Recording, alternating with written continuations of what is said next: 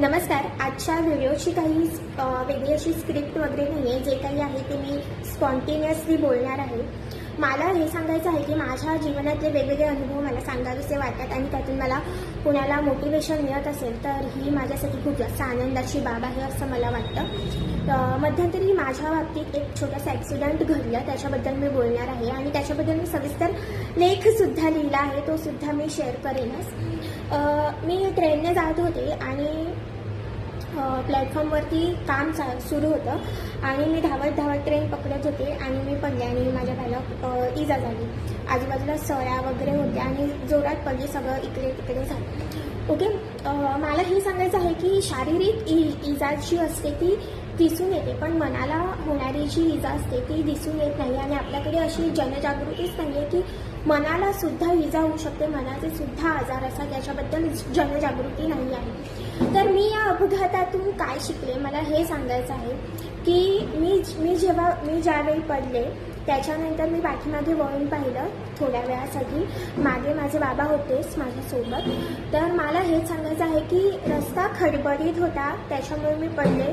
त्याच्यानंतर मी व्यवस्थित प्रिपेअर नव्हती, व्यवस्थित सावधानतेने चालत नव्हती किंवा धावत नव्हती. ही माझी दुसरी चूक होती. त्यानंतर मला माझ्या एक लक्षात आलं की मी प्रचंड घाई केल्यामुळे सुद्धा मी पडले. त्याच्यानंतर मला एक स्वतःचाच मला खूप आनंद होतो की ज्या वेळेस मी पडले नाही, मला ती ट्रेन पकडायचीच आहे हेच माझ्या डोक्यात होतं, कारण त्याच्यानंतरची ट्रेन अर्ध्या तासाने येणार होती आणि मी पुन्हा त्याच जोमाने उभी राहिली, धावत जाऊन तीच ट्रेन पकडली.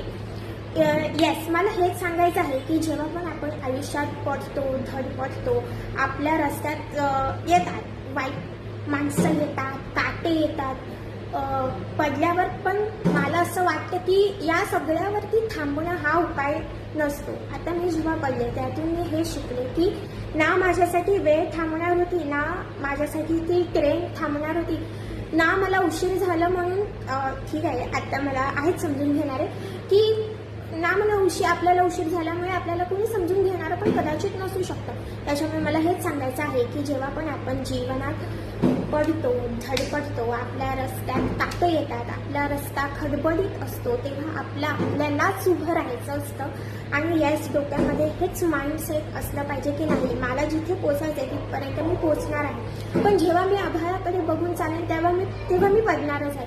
त्याच्यामुळे मला प्रत्येक पायरीकडे बघत वर जायचं आहे, तेव्हाच मी खूप जास्त माझ्या ध्येयापर्यंत पोचणार आहे.